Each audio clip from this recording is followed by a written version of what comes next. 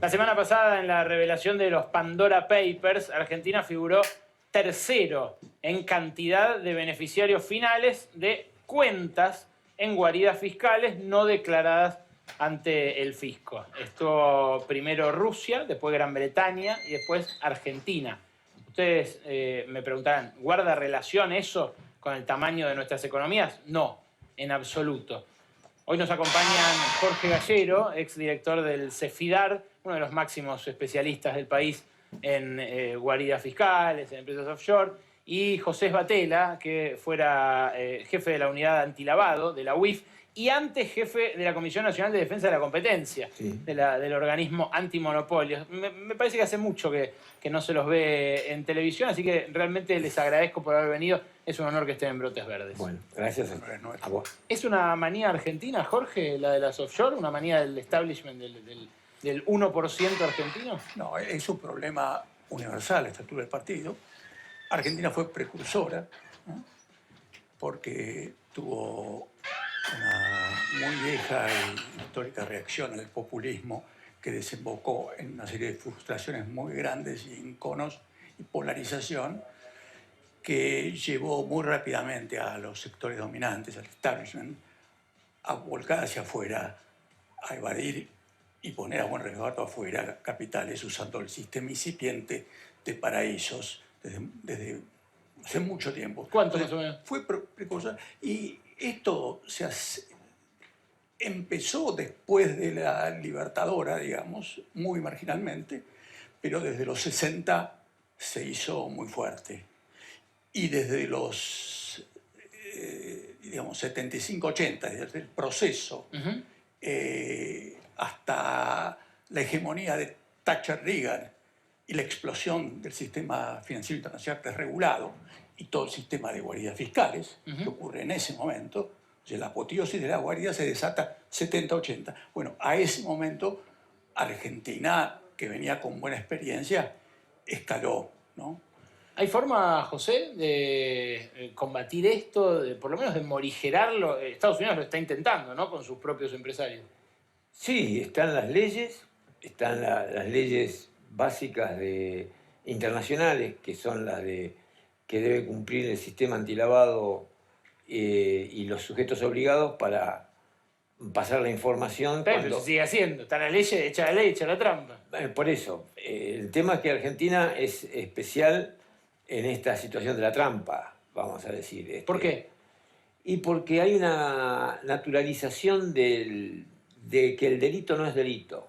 Esta es la visión que uno ve no solo en los sectores dominantes, que han justificado públicamente, incluso el anterior el presidente de la UIF, que me reemplazó a mí en el 2015, lo primero que dijo era que era natural que los ciudadanos argentinos que tuvieran excedentes los llevaran afuera porque acá había inestabilidad y después el expresidente Macri dijo que era natural que se enriquecieran los que la única posibilidad de sobrevivir un negocio era evadiendo. Bueno, no solo ellos dos, también el exministro de Economía Nicolás Dujovne. ¿Tenés la etapa de noticias de aquel momento, Rodo? Porque tenemos una etapa, ahí está, mirá.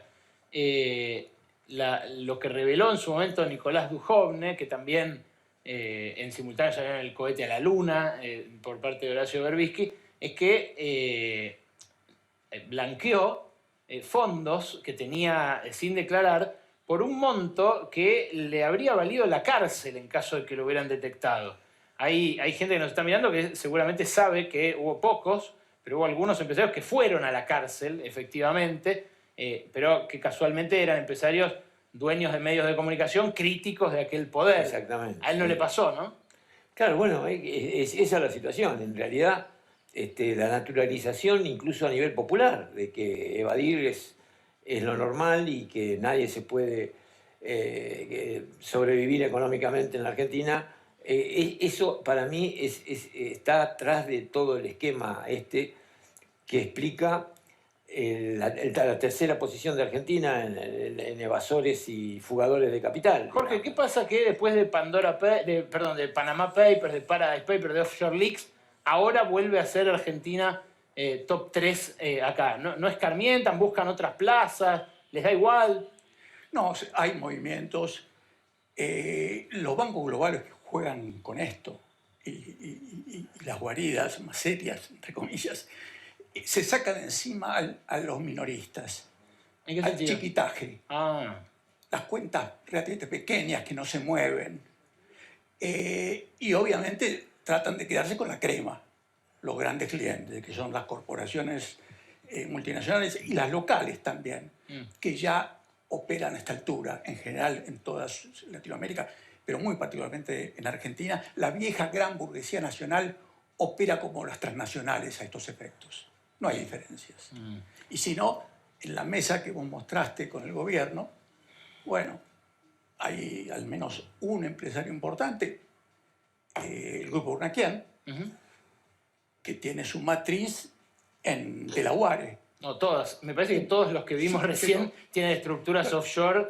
Algunos más conocidos, otros sí, menos sí. conocidos. Pero en el caso de Urnaquian, siempre oficialista, la tiene en Delaware. El estado de Biden, Delaware. el estado de Biden. Es cierto, y no lo esto había pensado. debería llevarnos a ver el otro lado de la cosa. ¿Cuál es? Porque Argentina aparece entre los múltiples evasores. Pero ¿quiénes son los beneficiarios de este sistema? ¿Quiénes son? ¿Quiénes son los que generaron, mantienen y nos distraen con cosas como todas las filtraciones estas que no van al fondo de la cuestión y no muestran la verdadera estructura de ese ¿Quiénes son? sistema? Y en primer lugar es la hermandad anglosajona, Estados Unidos y Gran Bretaña, que por sí y con la constelación de pequeñas guaridas fiscales que tienen, los territorios de su majestad, Isla de Manchester, etc., Marshall, Vírgenes. claro, sí. y las posiciones del Caribe de los Estados Unidos que se suman a sus estados cada vez más activos en esto. Bueno, la hermandad anglosajona explica la porción más grande de la atracción de fondos negros jugados en todo el mundo. José, vos decías, hay ley frente a esto. Sí, Dijo sí. Ricardo Nissen, el jefe de la Inspección General de Justicia, están prohibidas desde 2005 las offshore, pero las siguen armando, ¿no? Bueno, por eso. Acá hay una situación que llama al cumplimiento de la ley, digamos, y al cumplimiento de la ley y arriesgar en la aplicación de esa ley. ¿Y qué harías vos para que se aplique? Y acá hay dos situaciones, para estas dos situaciones, la del Panama Papers Sí. y la de Pandora, donde hay listados de personas y información. ¿Y qué se puede hacer con eso? Con ese listado de información se puede utilizar tanto la FIP como la UIF el pedido de confirmación de los datos que están ahí, porque son informes de otra fuente. Claro. Bueno, Y- lo que tiene la FIP por ahora es una investigación sobre 3.000 cuentas de residentes argentinos alrededor del mundo, gente con altos patrimonios que declaran una cuenta afuera, pero con un monto muy inferior al que reportan los países que intercambian información, o omitieron directamente declarar estas cuentas. En fin, hay 3.000 cuentas que están siendo auditadas en este momento, ya 20 contribuyentes a quienes los bajaron del blanqueo de 2016 y a ellos solos les cobraron 600 millones de pesos en impuestos evadidos. Por eso yo me imagino es la punta del iceberg. Bueno, la punta del iceberg. Pero la punta del iceberg implica no solo eso, sino que si yo no tengo el listado, veo que hay información de fondos que están depositados que no fueron declarados. La de mínima es pedir una cautelar y embargarle los fondos hasta que se termine la investigación. Que no puedan mover los fondos. Porque acá ni la prisión les importa a ellos, porque las prisiones en delitos económicos lamentablemente son pocas y es difícil llegar, pero sí se puede congelar en los fondos hasta que se termine. Como los delitos económicos duran 12 años en Argentina, puede ser que tarde 12 años embargado, pero por lo menos esa sanción se puede intentar, más allá de que la justicia argentina es proclive a no actuar en los casos de delitos económicos o de prolongarla, ¿no? Es decir, Ahora seguimos, Jorge. Lucía Isikoff nos trae un informe sobre el cual también quiero que participen ustedes, sobre la la voluntad de dialogar que muestran los distintos sectores de la política. Ya vimos, arrancada la campaña hacia el 14 de noviembre, que algunos directamente ni siquiera se quieren sentar a conversar. ¿Es así, Lucía? Es así, Ale, buenas noches. Y de lo que vamos a hablar hoy es de los puentes rotos y la pregunta que preocupa hoy en la política, que es ¿con quién va a dialogar el Frente de Todos, el oficialismo, después de noviembre? Es una pregunta con respuesta en construcción, porque obviamente todavía falta una elección y no se sabe cómo va a ser el escenario, pero lo que se empieza a armar, lo que se empieza a configurar, es justamente un escenario de poca voluntad de diálogo, poca voluntad de acuerdos políticos por parte de la oposición, lo que complejiza mucho el panorama. Empezamos mirando lo que decía Sergio Massa con el colega Iván Jagroski este fin de semana.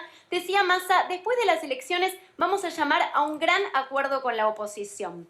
Esta es la voluntad de Sergio Massa, que también decía, bueno, hoy la oposición relativicemos las posturas que están teniendo porque ellos están en campaña y después de la campaña van a querer dialogar o algunos sectores lo van a querer hacer.